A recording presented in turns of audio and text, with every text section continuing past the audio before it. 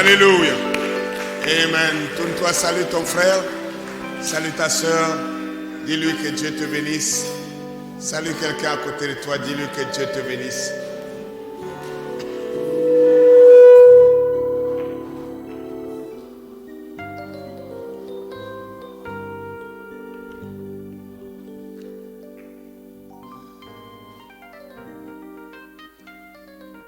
Père céleste, éternel notre Dieu, alors que nous avons nos têtes inclinées devant ta face, notre Dieu, nous voulons te dire merci pour ta bonté envers nous, merci pour ta protection et ta sécurité, merci pour ta fidélité, car tu as promis de ne point nous laisser orphelins, mais d'être avec nous tous les jours jusqu'à la fin des temps.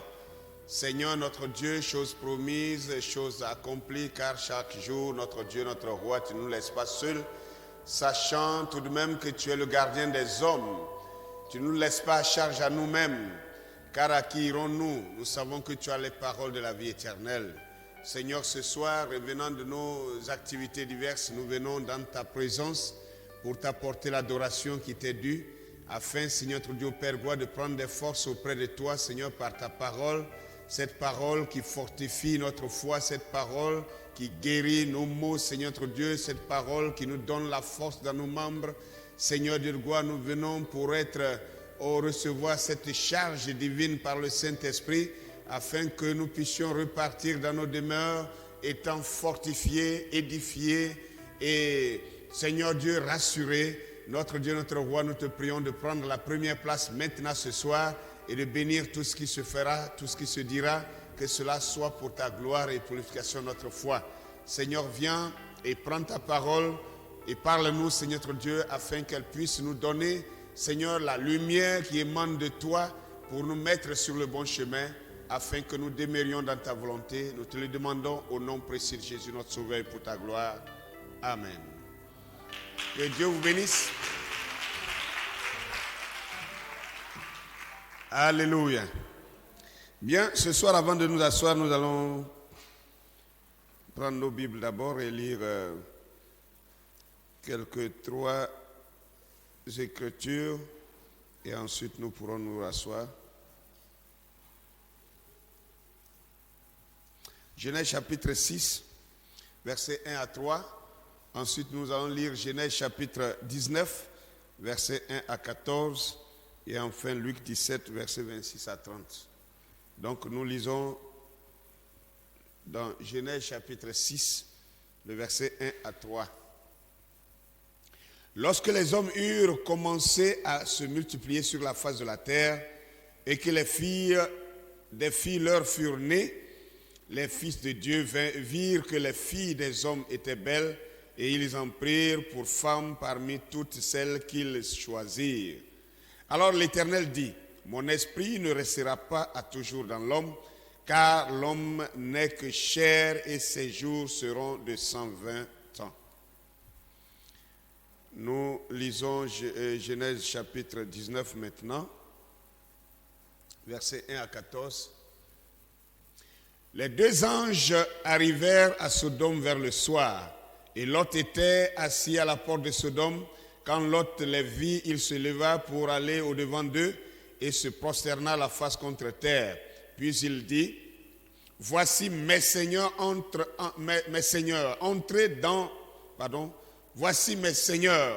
entrez, je vous prie, dans la maison de votre serviteur et passez-y la nuit.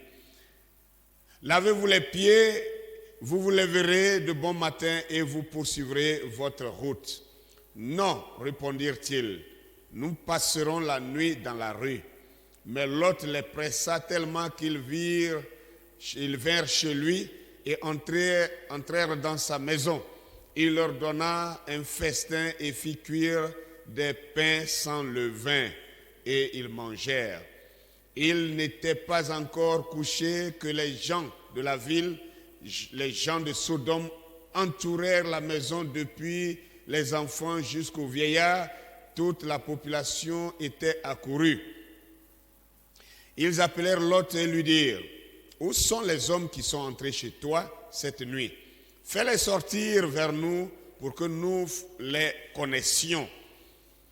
Lot sortit vers eux à l'entrée de la maison et ferma la porte derrière lui. Et il dit, « Mes frères, je vous prie, ne faites pas le mal. J'ai ici 2 filles qui n'ont point connu d'homme. Je vous les amènerai dehors et vous les ferez ce qu'il vous plaira. Seulement, ne faites rien à ces gens, à ces hommes, puisqu'ils sont venus à l'ombre de mon toit. » Ils dirent, « Retire-toi. » Ils dirent encore, « Celui-ci est venu comme un étranger et il veut faire le juge. Eh bien, nous te ferons pire qu'à eux. » Et pressant Lot avec violence, ils s'avancèrent pour briser la porte. Les hommes étendirent la main, firent entrer Lot vers eux dans la maison et fermèrent la porte. Et ils frappèrent d'aveuglement les gens qui étaient à l'entrée de la maison, depuis le plus petit jusqu'au plus grand, de sorte qu'ils se donnèrent une peine inutile pour trouver la porte. Les hommes dirent à Lot, « Qui as-tu encore ici? Gendre, fils, fille, et tous ceux qui t'appartiennent dans la ville. Fais-les sortir de ce lieu, car nous allons détruire ce lieu parce que le cri contre ses habitants est grand devant l'Éternel. L'Éternel nous a envoyés pour le détruire. » Lot sortit et parla à ses gendres qui avaient pris ses filles. « Levez-vous, dit-il, sortez de ces lieux, car l'Éternel va détruire la ville. » Mais aux yeux de ses gendres, il parut plaisanter. Nous allons dans Luc chapitre 17. C'est la dernière écriture que je vais lire pour ce soir. Luc chapitre 17, le verset 26 au verset 30. « Ce qui arriva du temps de Noé arrivera de même au jour du Fils de l'homme. Les hommes mangeaient, buvaient, se mariaient leurs enfants jusqu'au jour où Noé entra dans l'arche. Le déluge vint et les fit tous périr. Ce qui arriva du temps de Lot arrivera pareillement. Les hommes mangeaient, buvaient, achetaient, vendaient, plantaient, bâtissaient. Mais le jour où Lot sortit de Sodome, une pluie de feu et de soufre tomba du ciel et les fit tous périr. Et il en sera de même le jour où le Fils de l'homme paraîtra. » Amen. Que le nom du Seigneur soit béni et que la lecture de sa parole aussi soit bénie. Vous pouvez vous asseoir. Alléluia. Ce soir, sachant que la pluie empêcherait beaucoup de venir, j'ai pris ce petit sujet pour vous exhorter. Alléluia. Je veux parler d'un petit sujet, juste un petit sujet. Ce n'est pas, ça va se raccorder un peu, mais ce ne sera pas ce que vous attendez ce soir. Voilà. Et parce que je savais que beaucoup ne pourront pas se déplacer à cause du temps. Le petit thème de ce soir, c'est une civilisation qui appelle le jugement divin. Une civilisation qui appelle le jugement divin. Alléluia. Alors, ce soir, voilà un peu sur quoi je vais parler. Je vais parler de la civilisation actuelle, la dernière civilisation, la civilisation qui est la nôtre aujourd'hui, et entre guillemets, sinon je voudrais dire la civilisation de l'âge de Laodicée, qui est la dernière civilisation, car il n'y en aura plus jamais. Alléluia. Et cette civilisation, elle évolue, elle a été conçue, et elle évolue dans un sens pour attirer le jugement de Dieu sur l'humanité, afin que Dieu puisse faire ce qu'il a déjà fait dans le passé, les 2 premières fois. Amen. Ce qu'il avait fait quand le monde, quand la civilisation humaine était arrivée à ce stade-là, ce que Dieu avait fait, Dieu le fera encore. Amen. Car la Bible dit que ce qui a été, c'est ce qui sera, et que Dieu ramène toujours ce qui est passé. Que le nom du Seigneur soit béni. Alors, ici, nous voyons dans Genèse chapitre 6, vous savez que j'ai déjà parlé, j'ai déjà prêché là-dessus, mais j'ai voulu prendre parce que tous les 3 points ont été résumés dans Luc 17 où j'ai lu. Quand Luc 17 nous dit ce qui arriva au temps de Noé arrivera de même, qu'était-il arrivé au temps de Noé? C'est pourquoi je suis allé dans Genèse chapitre 6 pour lire ce qui était arrivé au jour de Noé. Alléluia.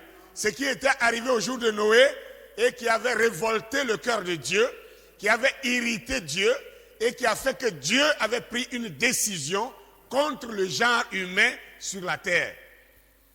Alléluia. Et la Bible dit que lorsque les hommes avaient commencé à se multiplier sur la face de la terre et que des filles leur furent nées, alléluia. Si vous remarquez très bien,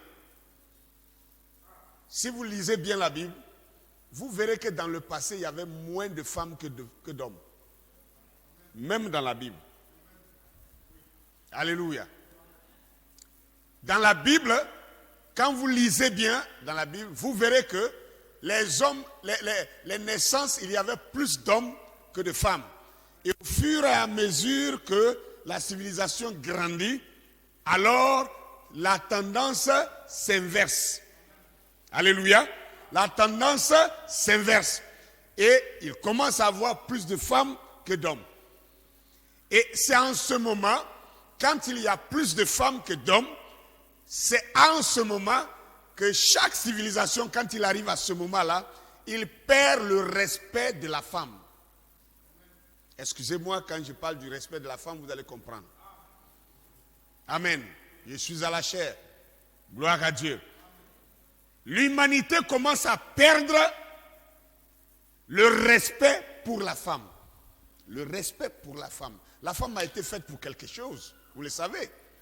Alléluia.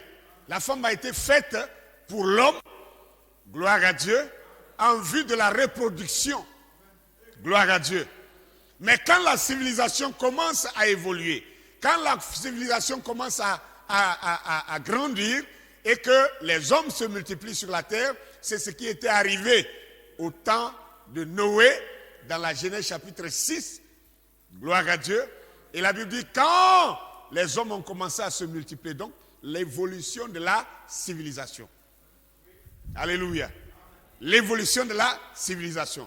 Quand les hommes ont commencé à se multiplier sur la face de la terre et que des filles leur furent nées, ça ne veut pas dire que ces hommes-là ne faisaient pas des filles avant, mais ça veut dire que le volume des filles avait commencé à dépasser celui des hommes. Alléluia. Quand les filles leur furent nées, alors les fils de Dieu ont commencé à convoiter les filles des hommes. Ils ont trouvé qu'elles étaient belles, ils ont commencé et ils ont changé. En fait, ils se sont foutus de leurs règles. Parce que la règle que Dieu avait donnée, ils se sont foutus de cette règle-là. Ils ont pris des décisions, alléluia, humaines. Ils ont décidé de briser la loi de Dieu parce qu'ils ont vu que les filles du monde étaient plus belles que celles qui étaient dans la présence de l'Éternel. Alléluia. Et qu'elles étaient nombreuses et qu'elles étaient prêtes à leur permettre de faire toutes sortes de choses que les filles de Dieu ne pouvaient pas accepter de faire. Je ne sais pas si vous me comprenez. C'est pourquoi j'ai dit je suis à la chair. Alléluia. Donc les hommes ont commencé à être attirés par les choses qui se faisaient en dehors de la foi, en dehors de la croyance, en dehors de la maison de Dieu. Parce que là-bas, c'était le libertinage. On ne parle pas de ça, c'est pas la liberté. C'était le libertinage. La liberté est différente du libertinage. La liberté a des lois. Le libertinage n'a pas de loi. Alléluia. Que le nom du Seigneur soit béni. Dans le libertinage, tout ce qu'on pense, on peut le faire. Gloire à Dieu. On se dit que tout ce qu'on veut, on est permis de le faire. Vous voyez un peu? Et là-bas, les fils de Dieu on commençait à avoir de l'attirance sur ces choses qui se pratiquaient en dehors de la famille de Dieu. Gloire à Dieu. Et ils ont pris la décision d'aller rejoindre la civilisation du monde et pratiquer ces choses. Parce que le monde avait sa civilisation et Dieu avait sa propre civilisation. Alléluia. Mais les fils de Dieu ont commencé à trouver du déplaisir dans la civilisation de Dieu et ils ont commencé à aimer, à être portés vers la civilisation mondaine. Alléluia. Et alors, il y a eu brassage de ce qui était autrefois parallèle. Les jointes parallèles, pour une première fois, se rencontrèrent. Et vous savez que quand les droites parallèles se rencontrent, il n'y a plus de parallélisme. Alléluia. Alors Dieu a décidé, il s'est irrité immédiatement et il a dit, mon esprit ne restera pas à toujours dans l'homme. Alors, cette phrase simplement, si nous voulons l'examiner un peu avant de passer, ce qui voudrait dire que depuis Genèse chapitre 1, 26, où Dieu a créé l'homme, jusqu'en Genèse chapitre 6, verset 3 ici, ce qui veut dire que dans le camp des fils de Dieu, tous avaient l'esprit de Dieu. Est-ce que je me fais comprendre? Tous avaient l'esprit de Dieu. L'esprit de Dieu habitait dans les gens. Le Saint-Esprit aujourd'hui qu'on vous promet, le Saint-Esprit aujourd'hui qu'on vous prêche pour que vous puissiez le recevoir, ce n'est pas quelque chose qui n'était pas avant. Ça existait déjà dans l'homme, mais à cause de l'inconduite de l'homme, Dieu l'a retiré. Alléluia. Et il a relancé l'homme vide pour que l'homme puisse aller à la recherche, à la conquête de la chose.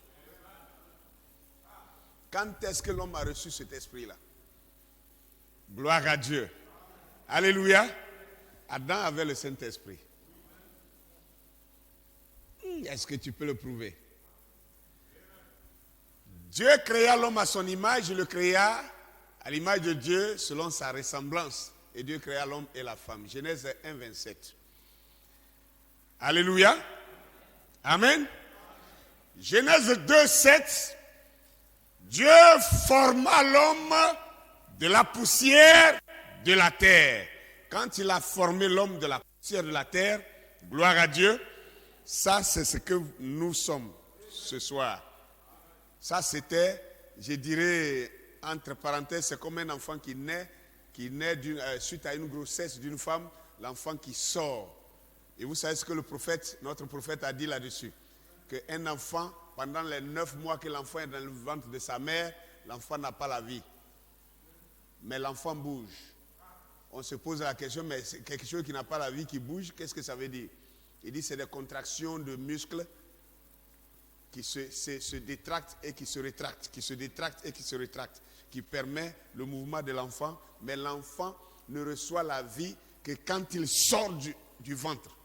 Voilà pourquoi quand l'enfant naît, il est obligé de crier. Il pousse un cri et quand l'enfant naît et quelques secondes passent, 1 minute passe, que l'enfant n'a pas poussé de cri, alors les médecins ou les sages-femmes concluent que l'enfant est mort-né. Alléluia. En fait, le mort-né, c'est parce que l'esprit refuse d'entrer dans le corps. Et quelquefois, vous pouvez voir que ces femmes-là, ces sages-femmes ou ces médecins, ils usent de persévérance, ils continuent de taper l'enfant, ils le renversent, ils attrapent ses pieds par derrière et ils le fessent, ils lui donnent des fessées, ils tapent sur son dos, ils l'appuient, ils essaient de le réanimer et quelquefois après 5 minutes, 5, 6 minutes, 10 minutes, et alors l'enfant qui était tout fade, tout froid, commence à se réchauffer et puis il pousse un cri, on dit non, il a repris vie. C'est maintenant que l'esprit est entré en lui. Alléluia. on reçoit l'esprit après naissance. On ne reçoit pas l'esprit dans le ventre de sa mère. C'est ce que ça veut dire. Maintenant, regardez, Dieu créa l'homme à son image, Genèse 1, 27, et dans Genèse 2, 7, Dieu forma l'homme de la poussière de la terre. Regardez, quand il a fini de le former avec la poussière de la terre, la Bible dit qu'il a fait quelque chose. Qui peut me dire la suite? Dieu forma l'homme de la poussière de la terre. Ensuite,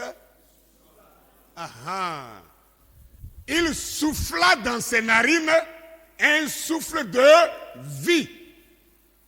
Et c'est alors que l'homme est devenu un être, une âme vivante. Gloire à Dieu. Alléluia. En réalité, l'esprit qu'il a soufflé dans cet homme, c'est cet esprit-là qu'il a créé dans Genèse 1, 7. Gloire à Dieu. Il a seulement moulé une chair et il a pris l'être, l'homme-là, qui le ressemblait, qu'il avait déjà créé, il l'a mis dedans. Il l'a mis dans cette mort de terre. Et parce que cet être-là, c'est lui qui était vivant. Cet être-là, c'est lui qui était à son image, c'est lui qui le ressemblait, qui ressemblait à Dieu et qui était correctement comme Dieu. Mais comme Dieu est invisible, il devait être aussi invisible. Comme Dieu est esprit, il devait être aussi esprit. Donc Dieu a pris cet esprit qui le ressemble là, il l'a mis maintenant dans le corps de l'homme. Et l'homme est devenu une âme vivante. Gloire à Dieu. Il n'a pas dit l'homme est devenu un esprit vivant. Il a dit quoi? L'homme est devenu une âme vivante. Gloire à Dieu. Alléluia.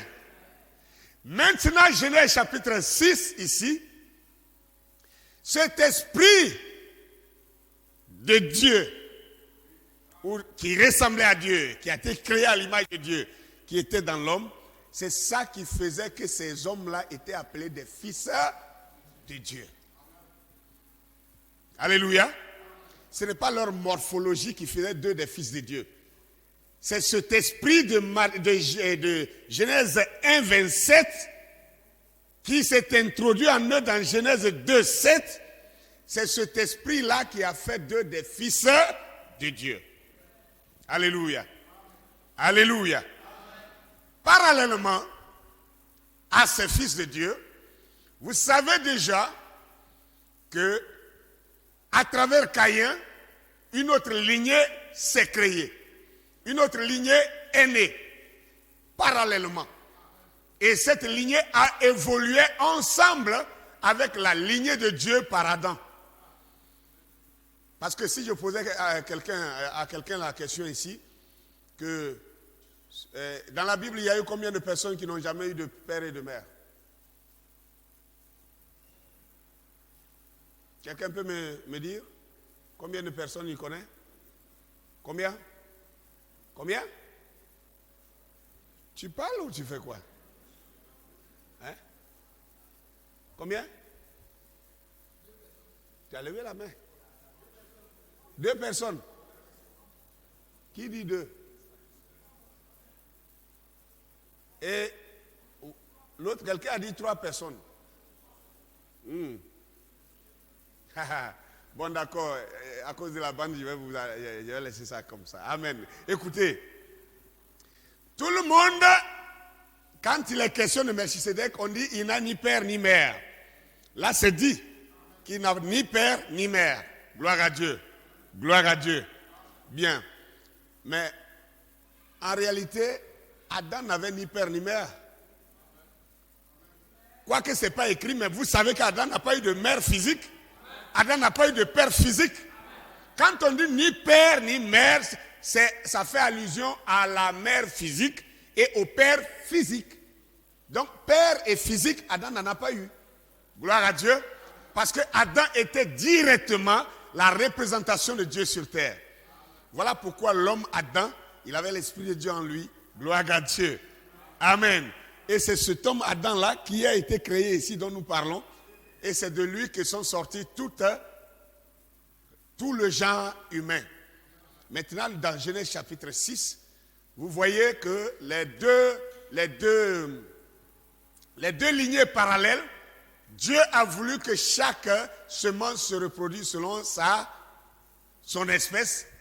Et là, arrivé dans Genèse chapitre 6, la civilisation ayant grandi, le peuple de Dieu, ce n'est même pas les mondains, c'est le peuple de Dieu qui a décidé de quitter sa position pour rejoindre la position mondaine. Et quand cela a eu lieu, Dieu s'est énervé et il a dit, mon esprit ne restera pas à toujours dans l'homme. Alléluia. Gloire à Dieu. Vous voyez maintenant, c'est à partir de ce moment, que Dieu va faire quelque chose.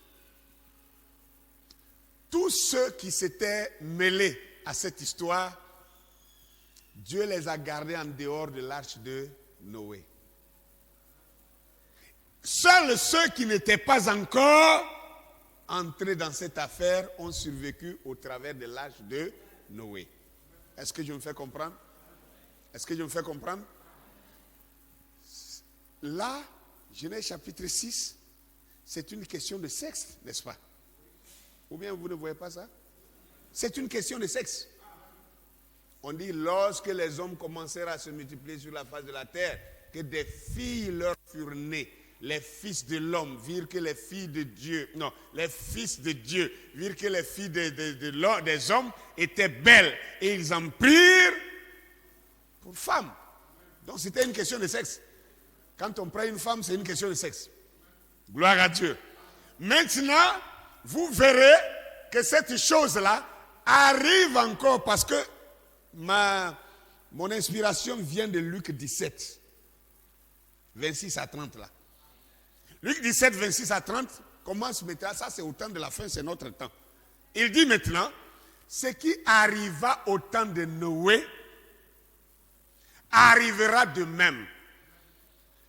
Car les hommes mangeaient, ils buvaient, ils se mariaient, ils mariaient leurs enfants.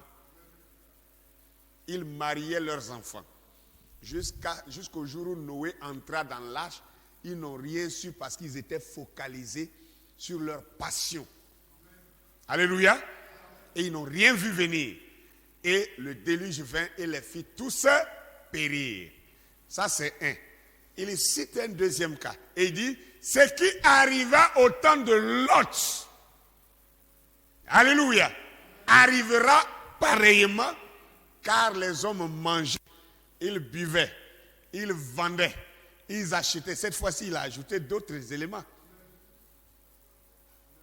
Ils mangeaient, ils buvaient, ils vendaient, ils achetaient, ils se mariaient, ils mariaient leurs enfants. Jusqu'au jour où le feu et le soufre est tombé du ciel et les fit tous périr. Et il prend un troisième cas qui n'est pas encore arrivé, mais qui va certainement arriver. Et il dit maintenant, il en sera de même le jour où le Fils de l'homme paraîtra. Il en sera de même. Comme quoi? Ce sera de la même manière comme au temps de Noé. Ce sera de la même manière comme au temps de Lot. Au temps de Noé, ce fut une affaire de sexe. Au temps de Lot, nous venons de voir, nous venons de lire, si vous n'avez pas fait attention, on va le repasser là-dessus, que Lot était à Sodome. Et quand l'Éternel est descendu chez Abraham avec les deux anges, ils avaient une mission.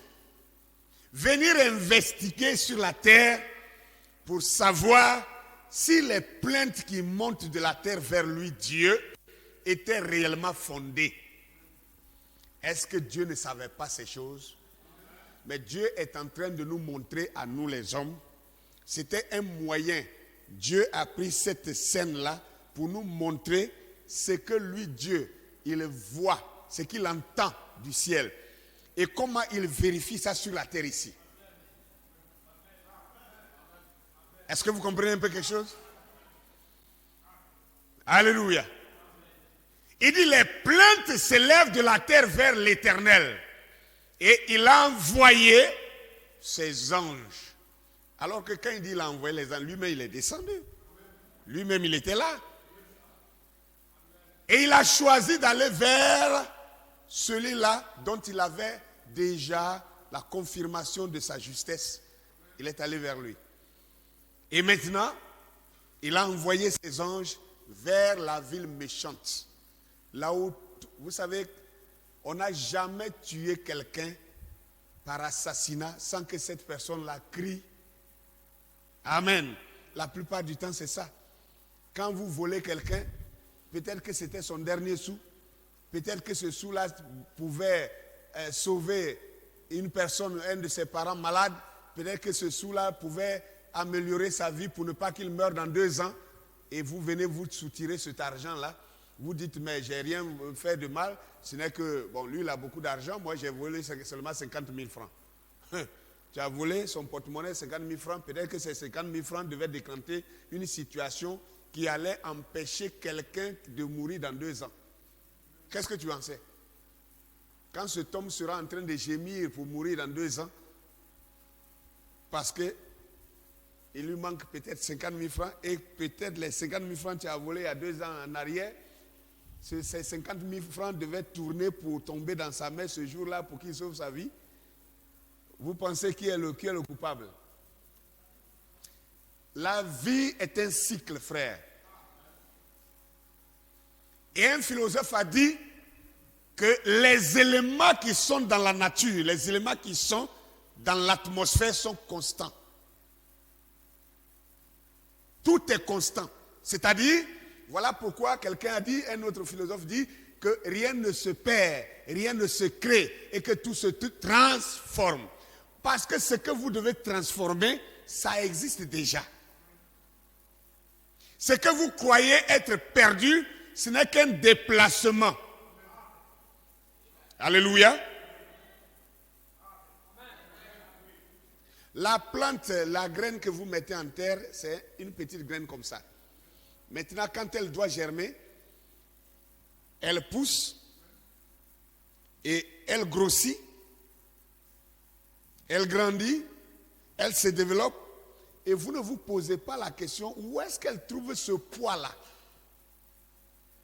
qui forme son tronc pour qu'il devienne une aigrette, pour devenir des feuilles, pour devenir un tronc qui grossit. Et si on ne coupe pas cet arbre, au bout de quelques années, la circonférence de son tronc va devenir encore plus large. Vous ne comprenez pas que il tire des substances dans le sol pour se construire. Tous ces atomes sont dans le sol et c'est ça qu'il tire. Il les multiplie, plus il les tire, il les absorbe. C'est ça qui forme son organisme.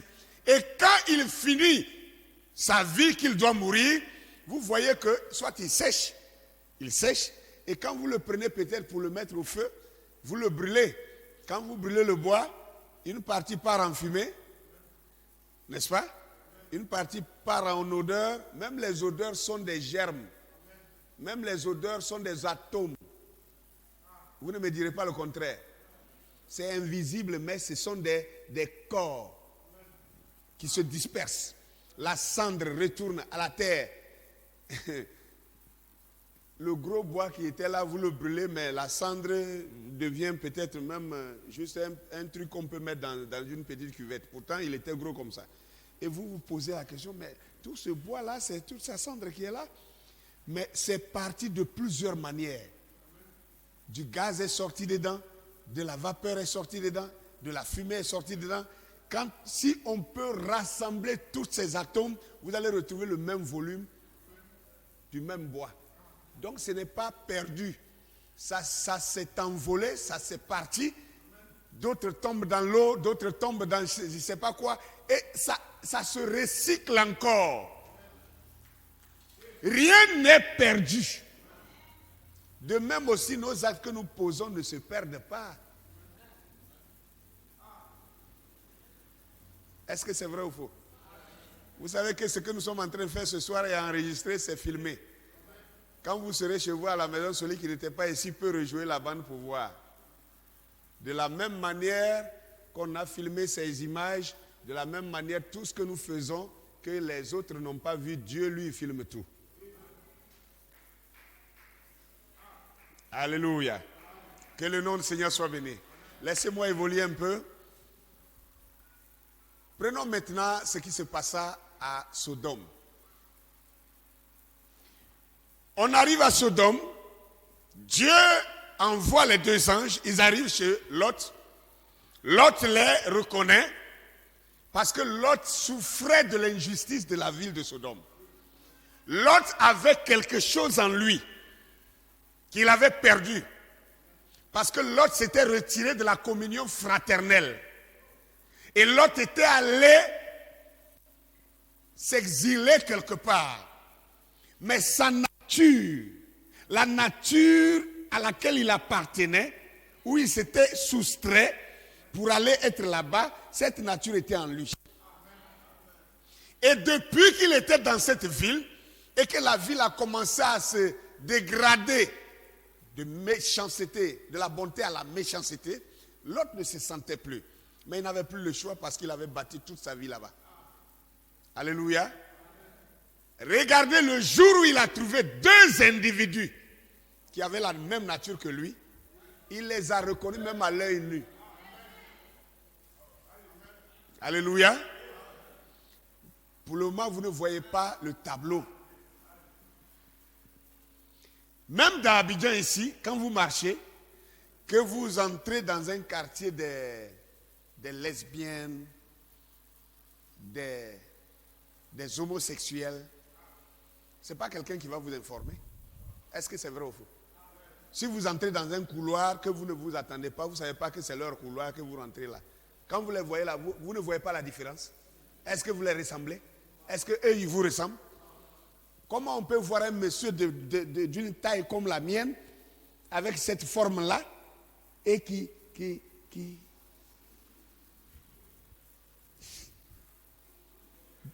Quand vous voyez ça, vous voyez la différence. Aussi, quand eux aussi sont dans leur milieu, et qu'ils voient un monsieur comme moi, qui arrive, la manière dont je suis, la manière dont je marche, quand il me regarde là, il dit, lui là, il n'est pas de nôtres. C'est clair. J'avais prêché un message à Azopé, où je parlais un peu des drogués, par exemple. Prenez un drogué même au Cameroun, ou bien si c'est au Tchad, prenez-le au Ghana, au Gabon, n'importe où, emmenez-le en Côte d'Ivoire. Quelqu'un qui ne se sépare pas de sa drogue. Amenez-le à Abidjan, un seul jour, il sait où se trouvent les fumoirs. Vous-même, vous habitez dans Abidjan ici, pendant des années, vous ne savez pas qu'il y a fumoir à côté de votre maison. Mais le jour où il arrive là, c'est comme si c'est devenu sorcellerie. Il marche comme ça, il vient de la gare comme ça, et tu es allé le prendre à la gare, tu es venu, tu l'as déposé chez toi, il sort comme ça, et puis il marche, et puis sa manière de marcher même. Voilà. Et puis, quelqu'un assis dans le quartier, il le voit, il sait que c'est un étranger, hein. Il ne l'a jamais vu, hein. Mais la manière dont il marche là, il dit, hé, ja! Et puis, le gars, ja! En fait, ils se reconnaissent. Il lui fait signe qu'il est son partenaire. Désormais, il sait déjà, il vient d'arriver, mais il sait déjà que le gars là, il est dans son club. Donc s'il a besoin de la chose là, il peut le contacter rapidement et puis tout le réseau est établi. C'est simple. Prenez un croyant du message qui arrive quelque part et qui ne sait pas où se trouvent ses frères et qui veut s'identifier. Vous avez seulement qu'à prendre une brochure. Brochure du message, vous attrapez ça dans votre main, vous défilez dans la ville comme ça. Entre nous-mêmes, même dans Abidjan ici, quand vous trouvez quelqu'un dans la ville, que vous montez dans un baka et puis vous êtes assis, vous voyez quelqu'un en train de lire une brochure, vous regardez, vous voyez, c'est écrit là-dessus, profondeur appelle la profondeur, William Marion Branham. Vous ne le connaissez pas, hein, mais vous avez envie de lui dire.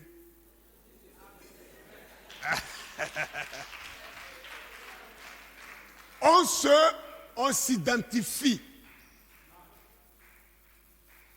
Alors, là, à Sodome, regardez ce qui est arrivé, c'est malheureux. Et c'est pourquoi j'ai dit que cette civilisation ici, notre civilisation, est une civilisation qui appelle le jugement divin. Sodome était arrivé à un point où ils avaient légalisé le libertinage, où ils avaient établi des lois même pour, comme aujourd'hui, comment un homosexuel peut trouver que les autres ne l'aiment pas. Toi, tu es homosexuel, et toi, tu trouves que nous qui ne sommes pas homosexuels, nous, on ne t'aime pas. Et il faut que l'Assemblée nationale vote des lois pour te protéger, toi. Toi-même, là, tu nous aimes, et puis toi, Dieu t'a fait garçon, tu allais changer pour devenir femme. Tu nous aimes? Est-ce que tu nous aimes? Peut-être que vous ne voyez pas ce que je vois. Toi, tu es un garçon. Dieu t'a fait garçon. Avec barbe. Muscles. Tu dis non, toi, tu ne veux plus être garçon. Tu veux être femme.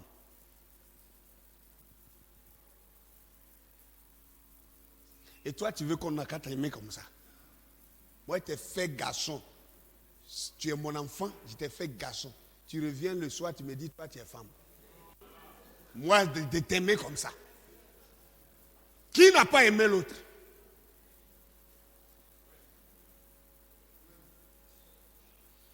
Aimer les autres même d'abord, c'est de garder la nature de soi. Premièrement, la nature de soi. Comment je suis né là, je dois aimer ce que Dieu a fait de moi. Je dois aimer comment Dieu m'a fait. C'est pourquoi j'ai parlé de la peau.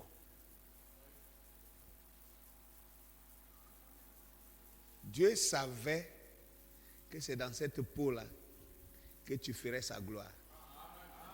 C'est pourquoi il t'a fait comme ça. Oh, que le nom du Seigneur soit béni. Alors, les anges arrivent à Sodome et ils trouvent Lot parce qu'ils sont venus pour investiguer quelque chose. Pas parce qu'ils ne savaient pas. Ils sont venus pour confirmer. Confirmer. Ils viennent, ils restent sur la place publique. L'autre les voit de loin, il les reconnaît. Et dit, venez entrer chez moi. Ils ont dit, non, nous on n'est pas venus pour dormir chez quelqu'un. Nous on veut rester ici. L'autre dit, pardon. La Bible dit, l'autre les pressa. Il les pressa. Quand vous avez vraiment cet amour en vous, quelqu'un va faire semblant, mais vous allez tout faire, vous allez le presser jusqu'à ce que vous l'amenez à faire ce qui est correct. L'autre les pressa et ils finirent par céder pour entrer chez lui. Et la Bible dit quoi? Quand ils sont rentrés, il leur a lavé leurs pieds et il a fait un festin avec quoi? Des pains sans levain. Tout ça là, c'est l'identification. L'identification, l'autre s'est identifié devant eux comme étant, malgré tout, malgré qu'il soit dans une ville méchante, il s'efforce quand même de garder la lignée de Dieu. Est-ce que vous comprenez un peu cela? L'autre était en train de s'identifier aux anges pour leur dire, malgré que vous me voyez dans cette ville méchante, mais je me bats, mais je fais tous mes efforts, mais je fais tout pour garder la ligne et je vais rester. Et moi, j'ai refusé d'être perverti. Je vais garder la lignée de Dieu. Je suis encore ce que Dieu a fait de moi. Et ils ont reconnu l'identification de Lot. Pendant ce temps, la Bible dit quoi? Dès que la population a appris que deux messieurs étaient arrivés, parce que ces anges-là, ils n'étaient pas vilains, ils étaient beaux. La Bible dit, depuis les enfants jusqu'aux vieillards. sont venus encercler la maison. Lot! Voilà, nous on a appris qu'il y a des... Fais les sorties là. Nous on veut faire leur connaissance. Voilà. Et gars! L'autre dit non. S'il vous plaît, mes frères, ne faites pas du mal. Je sais ce que vous voulez. Mais ces gens-là, ils ne sont pas de cette catégorie-là. Ne faites pas ça. Oh, toi, tu es qui? Un étranger comme ça qui est venu chez nous ici et puis c'est toi, tu vas nous enseigner quoi? Toi, tu vas nous juger? Tu es qui là? Il ne faut pas faire tes dabas ici. Hein. Alors bon, l'autre dit, pardonnez.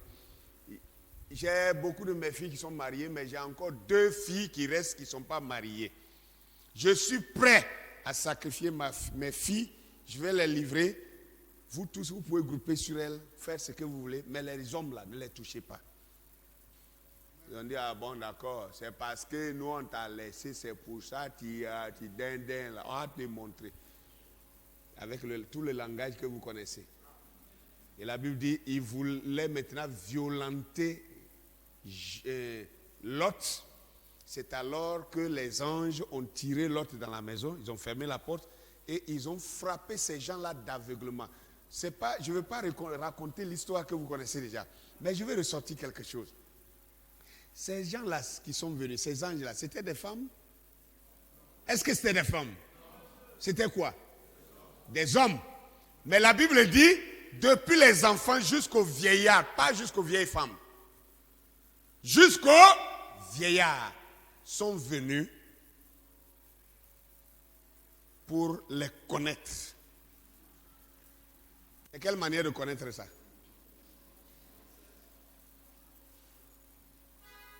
Et aujourd'hui, cette pratique-là est appelée la sodomie. Vous ne comprenez pas ça? Quand on dit qu'on a sodomisé quelqu'un, ça veut dire que c'est un garçon que les hommes ont essayé de l'utiliser comme une femme. Sodomisé. Donc ces gens-là, leur civilisation, ce qu'ils appelaient civilisation, ils étaient arrivés à ce point-là où maintenant c'était la sodomie. Et la loi ne condamnait plus ça. On appelait ça liberté d'expression. Une liberté qui a fini par échapper à la loi aussi. Je vous ai donné le témoignage. La dernière fois, des prédicateurs sont partis aux États-Unis. Ils sont allés chez le pasteur Wong que vous connaissez, qui venait prêcher ici. Et ils sont sortis pour se promener, pour découvrir la ville. En bon africain, il dit non, nous on veut passer ici, là, il faut qu'on aille voir. Il dit, hé, ne passez pas là-bas. Il y a quoi là-bas? Là-bas, là, il ne faut pas passer là-bas. Oh. On viole les gens. On ne viole plus femmes, hein? On viole garçons.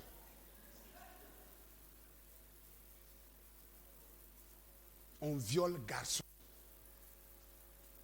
Donc eux-mêmes, ils vivent là-bas, là. Ils savent qu'il y a des rues, on ne passe pas là-bas. Tu es passé là-bas, ce que tu as cherché là, tu vas trouver.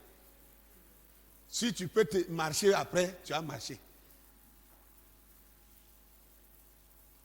Quelle est cette civilisation? Vous ne voyez pas que la civilisation de Sodome, la même civilisation qui était dans Genèse chapitre 6, au temps de Lot, la Bible dit les gens se mariaient leurs enfants. Avant, quand je lisais marier leurs enfants, je croyais qu'ils organisaient les mariages de leurs enfants. Je n'avais pas compris jusqu'à ce que j'ai vu que même en Iran, regardez bien, ne regardez pas aux apparences. Hein. L'islam fait comme si c'est une religion pieuse, c'est une religion, et je ne sais pas quoi, pudique. C'est les plus pervers.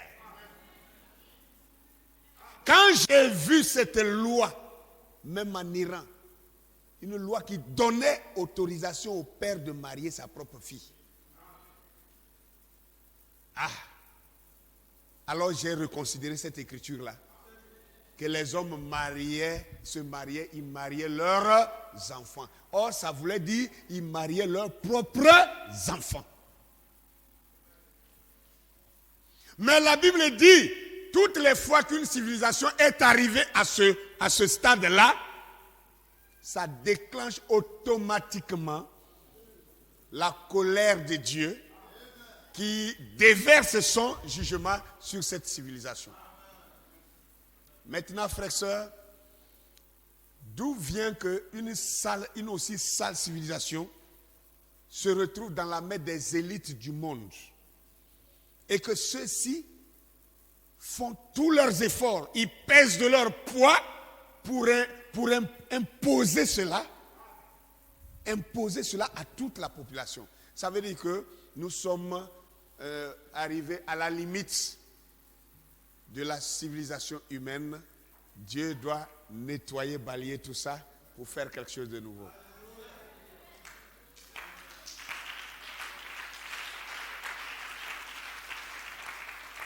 Alléluia. Dieu doit balayer cette caracasse, je ne sais pas, cette charogne que nous appelons. On n'est plus des humains. Hein. Très peu sont humains sur la terre ici. C'est une charogne qui est sur la terre ici. Et Dieu ne peut pas continuer avec ça. La première fois, quand c'est arrivé, il a pris une décision dramatique. La deuxième fois que c'est arrivé, il a pris la même décision.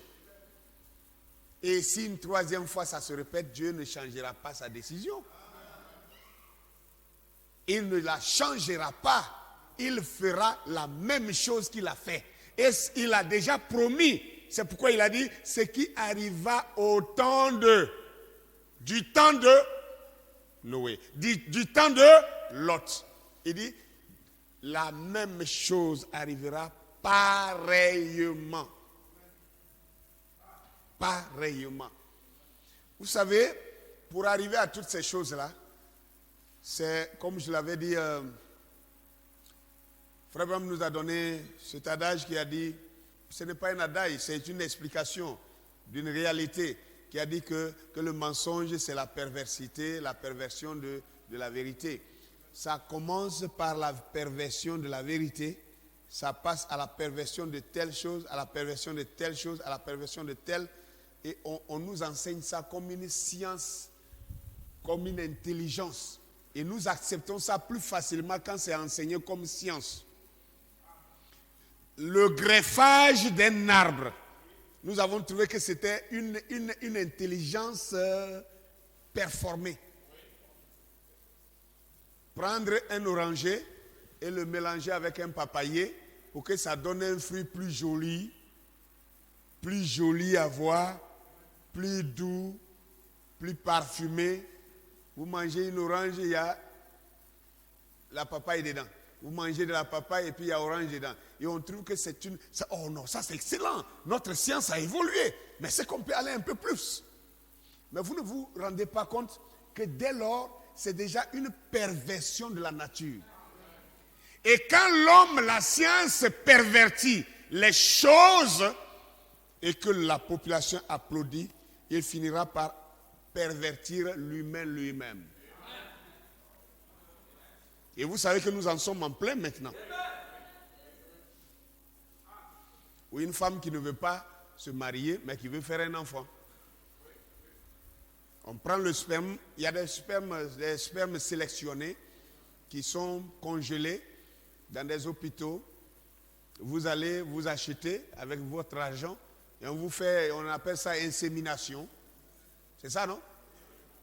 On fait une insémination dans le ventre d'une femme et puis elle porte cet enfant jusqu'à elle l'accouche.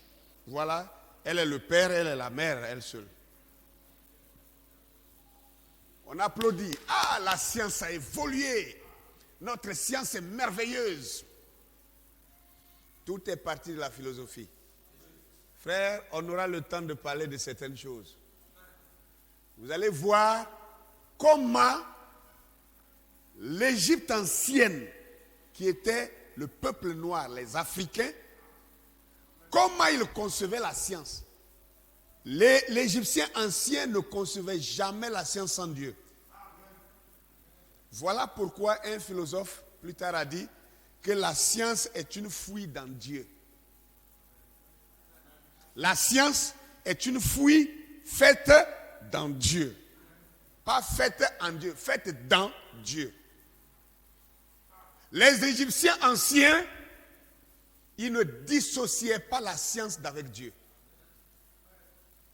Nous aurons le temps de parler de ça. Je vais vous montrer à quelle période et qui a été l'auteur de cette séparation.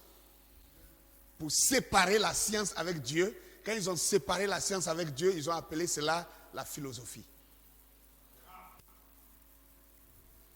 Et dès lors, la science a évolué maintenant avec les pensées humaines. Mais la science au départ, c'était les pensées prophétiques.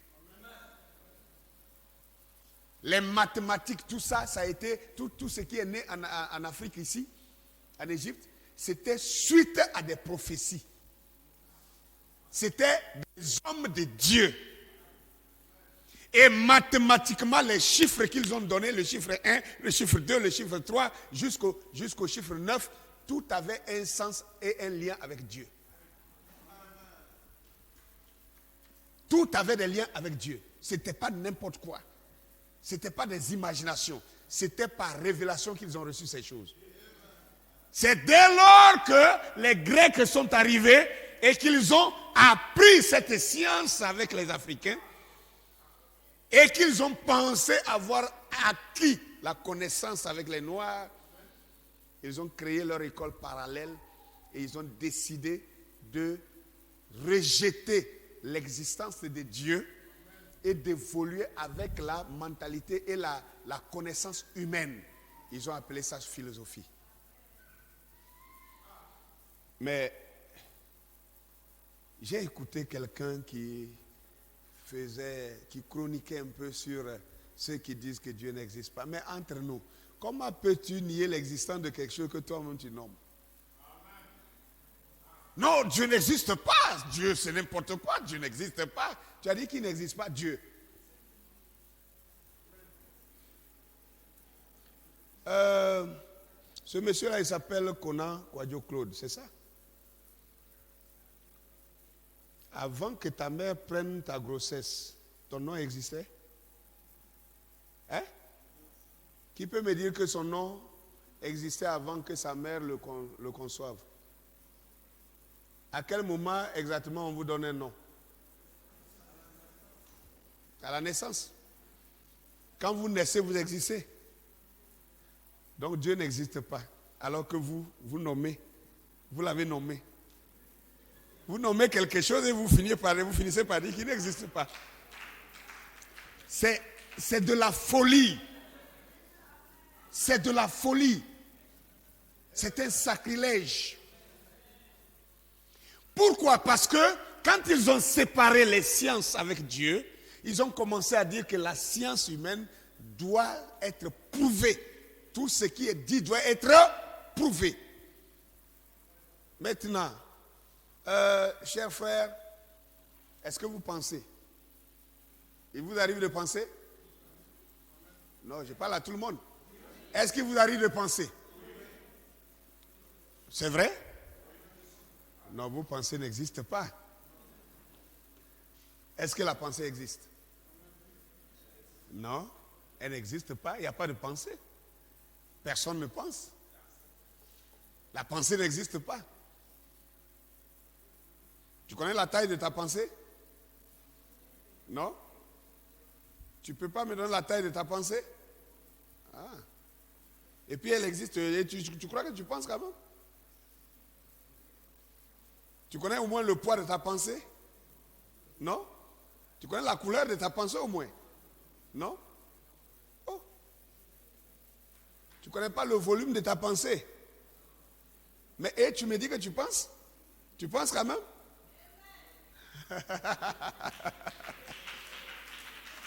Voilà où la science est bonne à aller à la poubelle. Une science sans Dieu, mettez ça à la poubelle. Parce que tu penses et tu sais, tu es conscient que tu penses. Mais la science dit, tout ce qui ne peut pas se prouver n'existe pas. Et le scientifique pense. Hein? Il pense. Mais il veut qu'on prouve tout ce qui existe. qu'il nous prouve sa pensée. Parce que si ça existe, ça doit avoir une taille, ça doit avoir au moins, ou bien du moins son odeur au moins, tu dois sentir son odeur. Ça sent comment?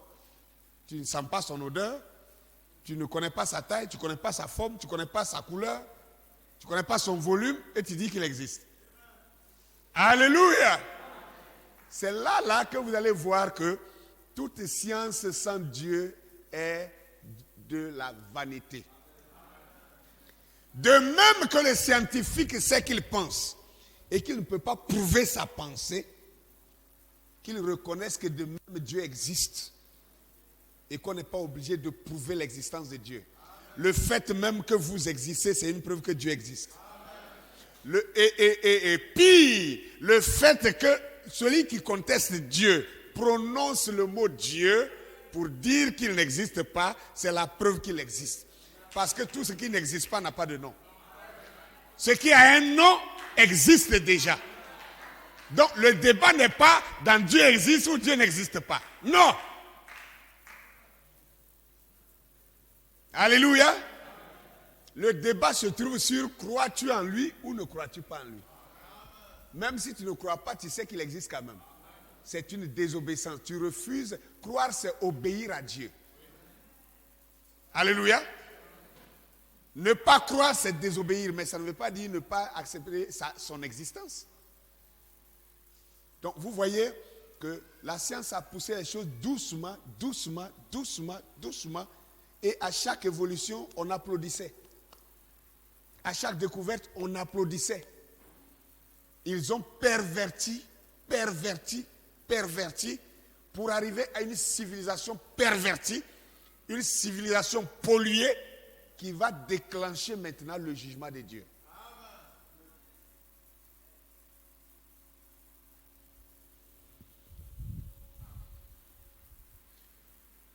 Quelqu'un a dit, mais si le pape veut que tout le monde devienne catholique, à supposer que toute la terre entière, tous les humains de la terre partaient au Vatican un matin pour dire, nous voulons devenir tous catholiques. Il dit, mais le pape serait content. Et il crierait, victoire! L'église catholique a gagné, puisque c'est ce que tout le monde veut. Tous les catholiques veulent que tout le monde devienne catholique. Bon, d'accord. À supposer que toute la terre entière s'élève en foule pour dire, nous voulons tous devenir catholiques. Ils vont nous accepter. Ok, le lendemain, le jour suivant, tous ces gens qui se sont convertis, toute la terre qui a accepté de devenir catholique, nous tous on accepte, ne serait-ce que les hommes, on accepte tous de devenir des prêtres. On décide tous de devenir des prêtres. Il ne va pas dire le contraire. On veut servir Dieu, non? Hein? Normalement, toute la terre doit servir Dieu. Et comme chez eux, servir Dieu, c'est devenir prêtre, nous tous, on n'a qu'à dire on veut devenir prêtre. Ils vont nous accepter avec les exigences possibles. Dans 50 ans, on va voir s'il y aura une humanité sur la terre pour servir Dieu. Vous n'avez rien compris encore. Si on devient tous des prêtres, qu'on ne se marie plus. On ne se marie plus. Toutes les femmes deviennent des sœurs. Elles ne doivent pas se marier aussi. Au bout de 50 ans, vous aurez quel humain sur la terre ici pour servir Dieu? La race humaine sera interrompue. C'est une preuve déjà que c'est une religion satanique, diabolique, qui prône la fin de l'humanité. Et vous ne comprenez même pas. C'est une religion satanique. C'est pour cette raison, ce sont eux qui cautionnent l'homosexualité, qui cautionnent le lesbianisme, qui cautionnent toutes ces insanités, qui doivent pousser, n'est-ce pas, cette civilisation dans cette pourriture pour enfin appeler le jugement de Dieu pour détruire la terre. Comme toute la terre refuse de se soumettre à la religion catholique, pour que la race humaine s'arrête aussi brusquement, alors on doit passer par autre chose. Si vous refusez de venir pour qu'on mette fin à la race humaine sur la terre, alors donc on va vous amener d'une autre manière vous-même à déclencher la colère de Dieu pour qu'il vienne vous détruire. Que le nom du Seigneur soit béni. Nous sommes en plein dans une civilisation qui est déjà lancée à une vitesse de croisière qui ne peut plus s'arrêter, qui ne pourra plus reculer et qui ne pourra qu'accomplir une seule chose, celle de déclencher le jugement divin sur la terre des hommes. Alléluia. Mais il faudrait qu'il y ait aussi des Abraham sur la terre. Il faudrait qu'il y ait à la limite des Lot sur la terre. Alléluia. Afin que lorsque viendra ce jugement, que vous soyez épargnés. Car chaque fois que Dieu a envoyé aussi le jugement sur la terre, que ce soit le temps de Noé, il a sauvé une partie. Que ce soit le temps de Lot, il a sauvé une autre partie. Donc, si la même chose, la même civilisation va arriver encore, alléluia, de nos jours, et que Dieu doit prendre la même décision, il est aussi évident que dans cette décision de détruire, il y avait aussi la décision de sauver. Il y avait la décision de sauver. Il n'y avait pas que la décision de détruire, il y avait aussi la décision de sauver. Donc, gardez la ligne sur la décision d'être sauvé. Et la décision de sauver vous sauvera. Alléluia. Que le nom du Seigneur soit béni. Amen. Si je me permets, puisque l'heure est arrivée, de parler sur un dernier événement qui était arrivé en Côte d'Ivoire ici, ce petit maudit qui est parti, qui même a été profané ensuite par ses propres fans. Regardez un peu quelque chose. Ce jeune homme-là, je l'ai vu sur Facebook un jour où il avait enregistré une vidéo où il disait, mais les gens se plaignent de lui, que lui, il est pervers et qu'il il détruit la jeunesse et tout ça. Il dit, mais écoutez, moi c'est mon style que j'ai choisi, que si quelqu'un veut bien vivre là, voilà la Bible, Jésus a tout dit dedans. Quelqu'un a vu ça? Qui a vu ça aussi? Il dit, Jésus a tout dit dedans. Si quelqu'un veut vivre correctement, il n'est pas obligé de suivre Arafat. Oui, vous n'êtes pas obligé de le suivre. Lui, il a choisi son chemin de faire ce qu'il fait pour aller là où il va aller. Mais si quelqu'un veut bien vivre là, que tous les conseils sont dans ce livre-là. Il a dit ça. Il a dit ça. Qu'est-ce que ça veut dire? Ça veut dire que c'est un choix. C'est un choix. Il ne sera pas coupable d'avoir amené tous ces gens-là là-bas. Chacun de ceux qui seront arrivés là-bas par son canal seront coupables d'avoir choisi de le suivre. Voilà ce que ça veut dire.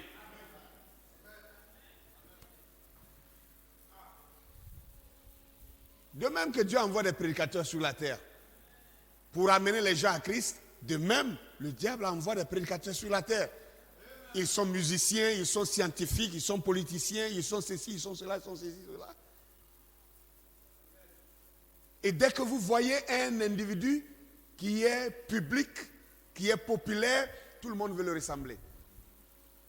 Du coup, soit l'un ou l'autre, ou c'est Dieu ou c'est le diable, qui glisse en lui son onction et lui donne un style, et tous ceux qui copient ce style-là iront là où lui il va.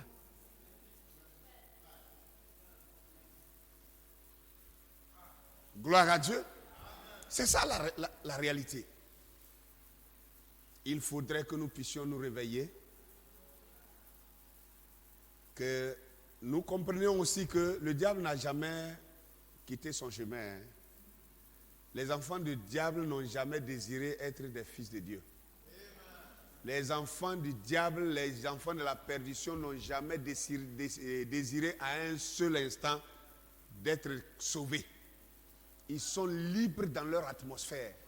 Le problème se passe toujours avec les fils de Dieu qui, eux, n'arrivent pas à garder leur lignée, à garder leur position. Parce que, comme je l'ai lu, Genèse 6, la Bible dit, c'est les fils de Dieu qui ont vu que les filles des hommes étaient belles. Ils ont quitté leur position, ils sont allés là-bas. Ce n'est pas les filles du monde qui sont venues là, dans l'église. Ce sont les fils de Dieu qui sont sortis de leur position pour aller là-bas. Est-ce que vous comprenez quelque chose? Alléluia. Donc la bataille est de garder sa position.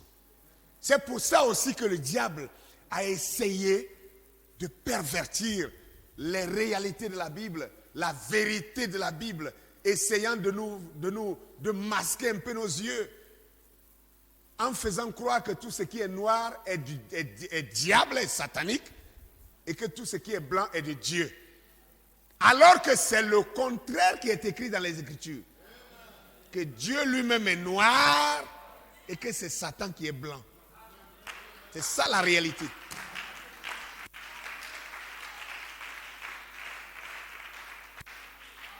Du coup, quand on inverse ça, et qu'on montre que la peau blanche, c'est la peau de Dieu, et que la peau noire, c'est la peau de Satan, qui va encore aimer être noir? Personne n'aimera être noir parce que être noir serait synonyme de Satan. C'est ça qui a amené les gens, Michael Jackson, à un vrai black. Son nez était plus gros que le mien. Combien savent ça? Un vrai black. Il a fini avec un truc comme ça. Il ne peut même plus respirer. Parce qu'on lui a enseigné, on l'a enseigné que être noir, c'est signe de malédiction. Vous savez comment les Blancs ont enseigné la peau noire?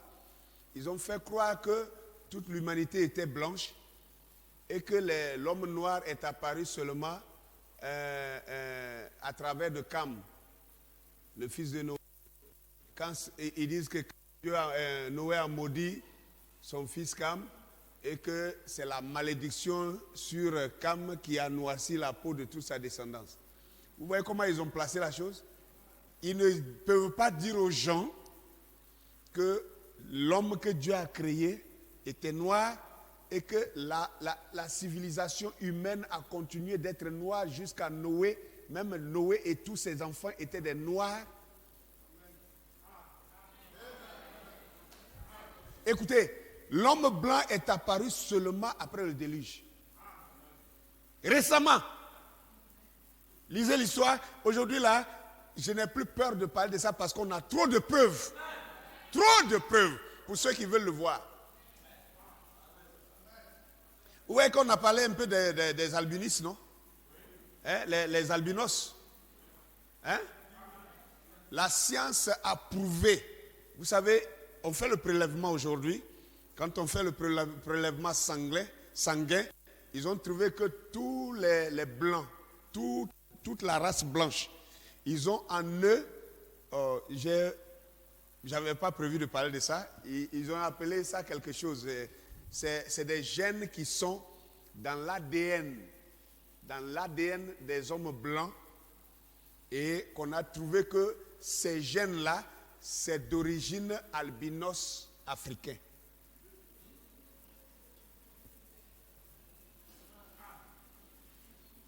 Donc les Africains qui ont migré, le peuple noir, l'homme noir qui était en Afrique ici, puisque Adam, Dieu l'a descendu en Afrique ici. Ça au moins vous êtes maintenant d'accord avec ça. Dieu a créé Adam, c'est en Afrique ici. Le jardin d'Éden, c'était en Afrique. Je vous ai donné les preuves la dernière fois. Amen. Et l'homme a commencé à se multiplier, à se développer, à se multiplier sur la terre africaine pendant des milliers d'années avant de pouvoir migrer sur d'autres continents. Et quand ceux qui sont partis vers l'Europe, l'Europe était plus glacée qu'aujourd'hui. Et quand ils sont arrivés là-bas, tous ceux qui étaient vraiment noirs, qui sont arrivés là-bas, ils n'ont pas tenu longtemps. Parce que, vous savez, le soleil, les rayons solaires, quand ça tape la peau humaine, les rayons soleil entrent dans la chair humaine, ça produit ce qu'on appelle la mélanine pour protéger la peau de l'homme contre le cancer. Mais en même temps, c'est ces rayons soleil-là, de soleil-là qui forment les os. qui forment les os dans le corps de l'homme. Ce que je vous dis là, ça c'est la science. Vous pouvez aller vérifier, vous allez voir ça. Et maintenant, l'albinos, les albinos qui étaient parmi le groupe qui est parti en Europe, quand ils sont arrivés là-bas, comme là-bas il y a moins de soleil, là où il y a trop de glace, il y a moins de soleil. Est-ce que vous comprenez cela? Et quand c'est comme ça, le corps de l'homme s'adapte aux nouvelles réalités. Je vous dis, et je vous donne un exemple simple. Si vous chauffez de l'eau à 100 degrés, et que vous versez sur quelqu'un, immédiatement, vous savez ce que ça fait. Ça arrache sa peau. Mais si vous prenez l'eau froide, vous mettez dans un bassin, vous mettez sur le feu, vous mettez votre main dedans, et puis vous commencez à chauffer l'eau. Vous chauffez l'eau, au fur et à mesure que l'eau se chauffe, quelque chose se passe. Le corps s'adapte à la chaleur. Vous savez que ça c'est vrai. Vous risquez, si vous êtes courageux, vous risquez d'aller jusqu'à 60 degrés. Et ça ne peut pas enlever votre peau. Mais si on chauffait l'eau à 60 degrés, et que vous êtes assis, vous ne pensez pas à quelque chose qu'on vous surprend pour verser l'eau de 60 degrés seulement. 60 degrés, pas 100 degrés. 60 degrés sur vous, ça arrache votre peau. Parce que le corps a été surpris.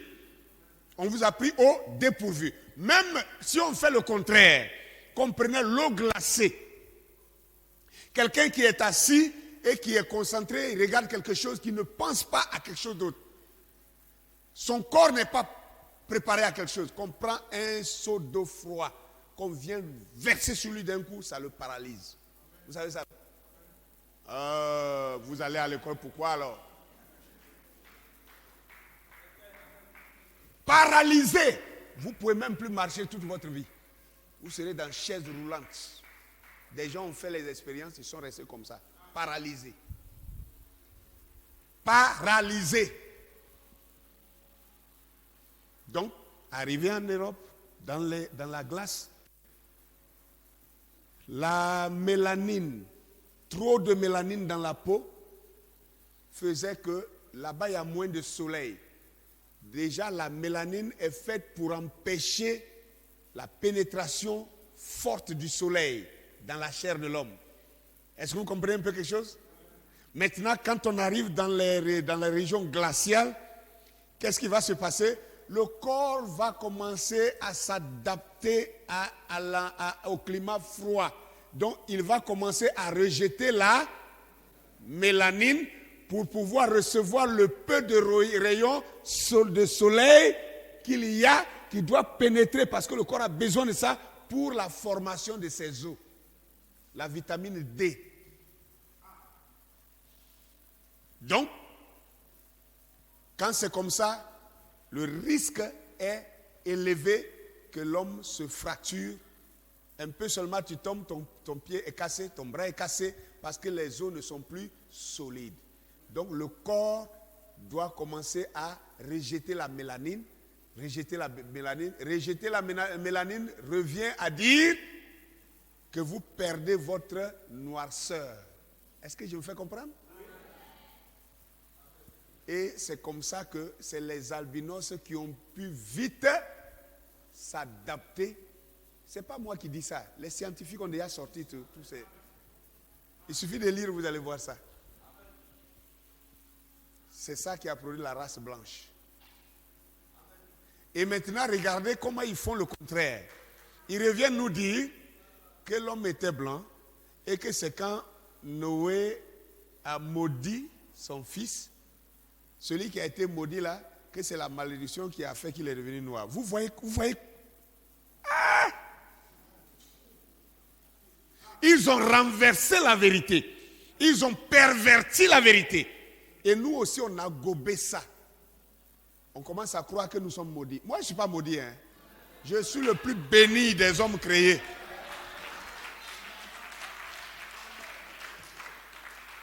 Ne croyez jamais que vous êtes maudit. Jamais.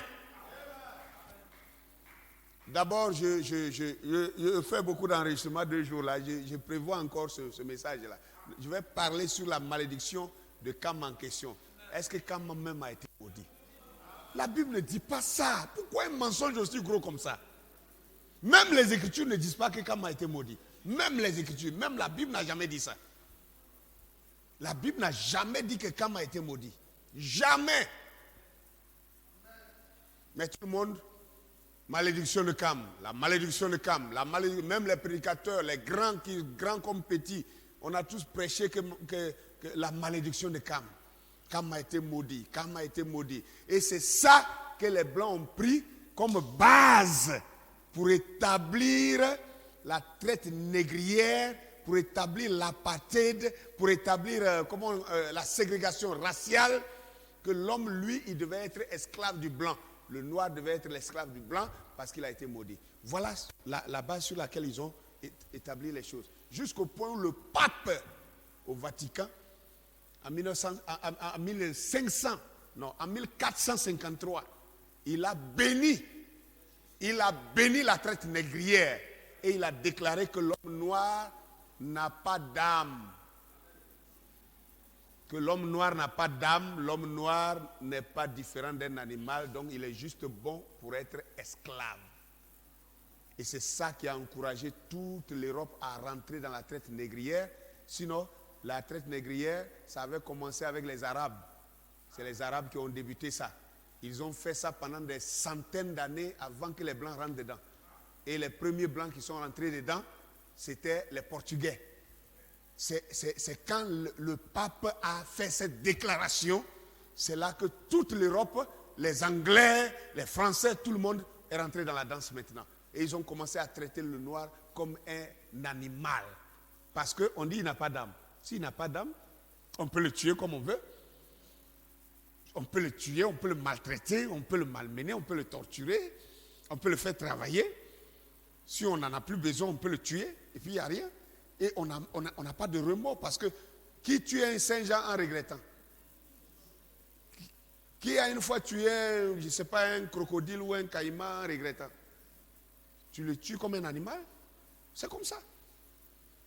Tout ça à cause d'un mensonge, de la perversion de la vérité.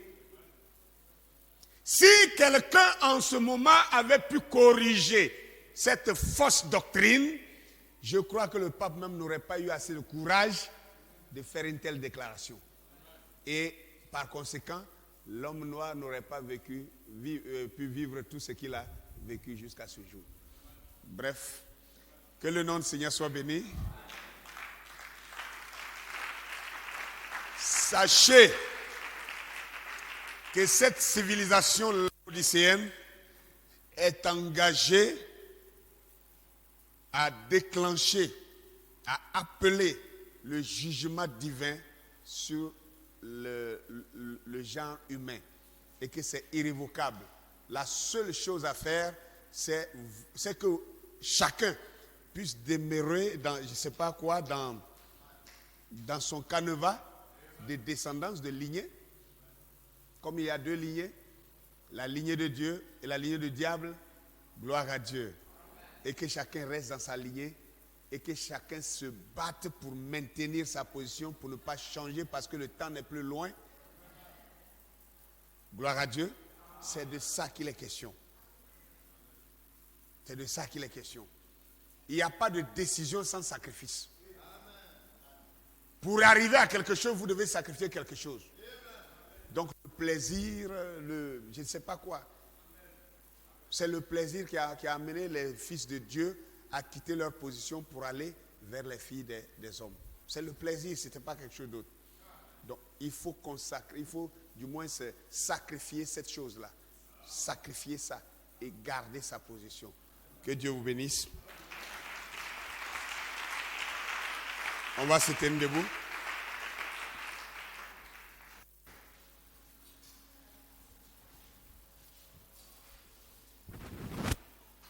Alléluia. Être comme Jésus. Alléluia. Être comme Jésus. Je veux être comme Jésus toute ma vie, être comme Jésus, vivre comme Jésus, vivre comme Jésus. Alléluia, vivre comme Jésus. Je veux vivre comme Jésus toute ma vie, vivre comme Jésus. Marcher comme Daniel, marcher comme Daniel. Alléluia, marcher comme Daniel. Oui, je veux marcher comme Daniel toute ma vie, marcher comme Daniel. Vivre comme Élie, vivre comme Élie. Alléluia, vivre comme Élie. Oui, je veux vivre comme Élie toute ma vie, vivre comme Élie. Être comme Jésus, être comme Jésus. Alléluia, être comme Jésus.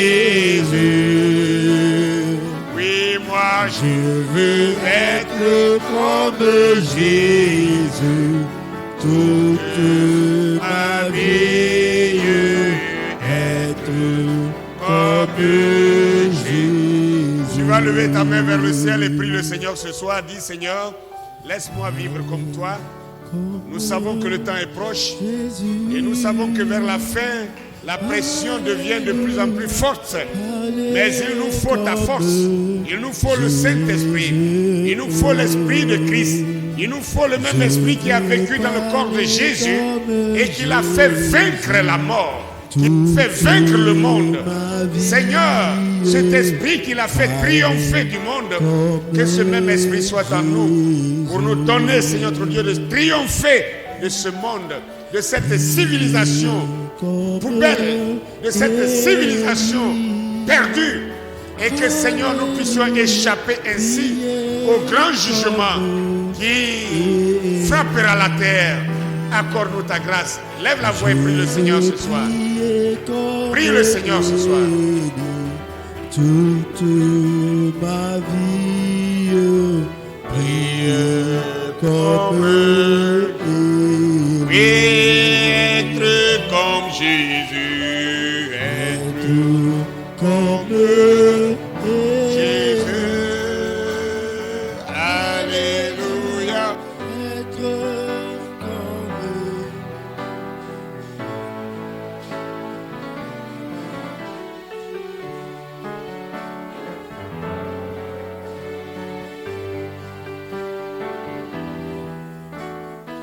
être comme Jésus. Tu vas prier ce soir pour recommander notre départ entre les mains du Seigneur.